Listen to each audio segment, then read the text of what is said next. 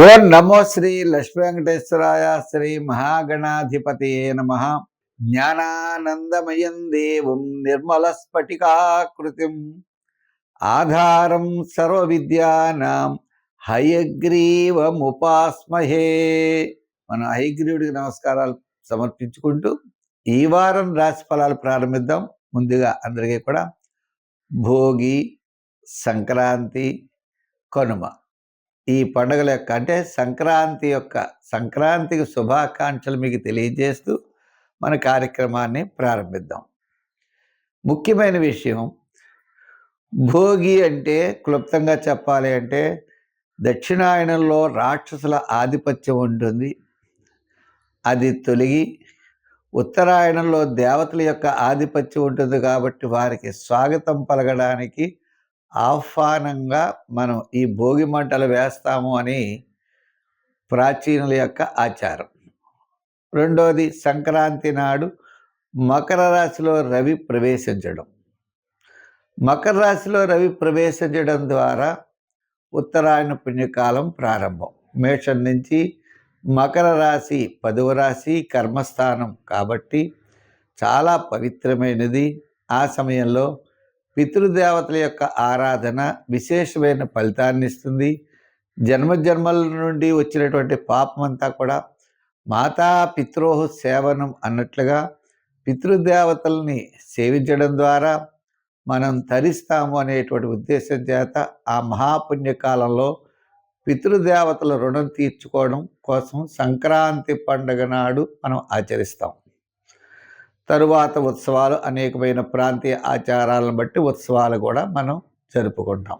అందుచేత మకర సంక్రాంతి ఇంకొకసారి శుభాకాంక్షలు అందరికీ తెలియజేస్తూ మనం ముఖ్యంగా రాశి ఫలాలు తెలుసుకుందాం. దాంట్లో 11 నుంచి 17 వరకు ఉన్నటువంటి గ్రహాల యొక్క పరిస్థితులను అనుసరించి రాశి ఫలాలు తెలుసుకుందాం. కర్కాటక రాశి. ఈ కర్కాటక రాశి వారికి మనం చూసినట్లయితే సప్తమ స్థానంలోకి వచ్చేసే గ్రహాలన్నీ రవి, కుజుడు, బుధుడు, శుక్రుడు ఇలా సప్తమంలో ఉన్నారు. ఏదైనా గ్రహాలన్నీ కూడా మిశ్రమైనటువంటి ఫలితాలు కనపడుతున్నాయి. ఈ గ్రహములు మిశ్రమైనటువంటి ఫలితాలు కనపడినప్పుడు చంద్రుడు కూడా చతుర్థ, పంచమ, షష్ఠ స్థానాల్లో అంటే వార ప్రారంభం వివాదాలు ఉంటాయి. వారం మధ్యలో సామాన్యంగా ఉన్నది. వారాంతం మీరు అన్నింటా విజయం సాధించగలుగుతారు. ఈ గ్రహాలన్నీ కూడా సప్తమ భావంలో ఉండడం, మరి అష్టమంలో రాహు, నవమంలో శని, వ్యయంలో గురుడు, ఇలా గ్రహాలన్నీ కూడా సమానమైనటువంటి భావాలు లేకుండా అనుకోలేనటువంటి పరిస్థితుల్లో ఉండడం ద్వారా కొంచెం అన్ని పనులు కూడా ఆలస్యమయ్యే అవకాశాలు ఉన్నాయి. అంచేత గ్రహములు బాగోలేదని చెప్పి మనం అనుకోకూడదు. గట్టి ప్రయత్నం చేయాలి. ఉద్యోగపరంగా ఎక్కువ శ్రమ పడాలి. రాజకీయ పరంగా పెద్దగా గుర్తింపు అయితే ఉండదు.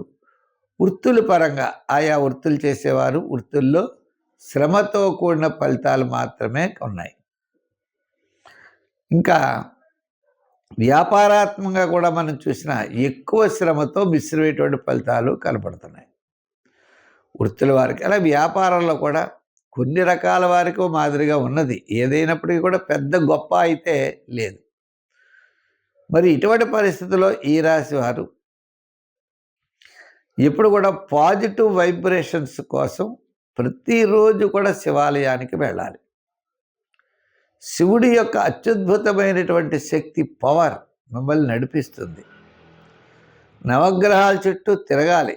ఆ నవగ్రహాల చుట్టూ ఉన్న పవర్ ఉంటుంది. ప్రతిష్ఠ చేయబడిన నవగ్రహములు చాలామంది అక్కడ ఎక్కడ తిరుగుతూ ఉంటాం, కరైటే, కానీ ప్రతిష్ఠ చేయబడి ఉండాలి. అక్కడ పవర్ ఉంటుంది.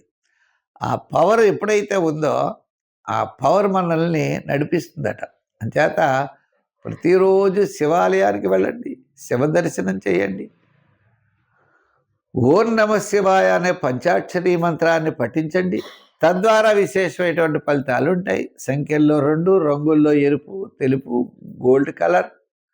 శివాలయం, శివ దర్శనం, గురువార నియమం, రావి చెట్టు చుట్టూ ప్రదక్షిణ. రావి చెట్టు చుట్టూ గాలి ఉందే మీకు అత్యద్భుతమైన యోగాన్ని ఇస్తుందట.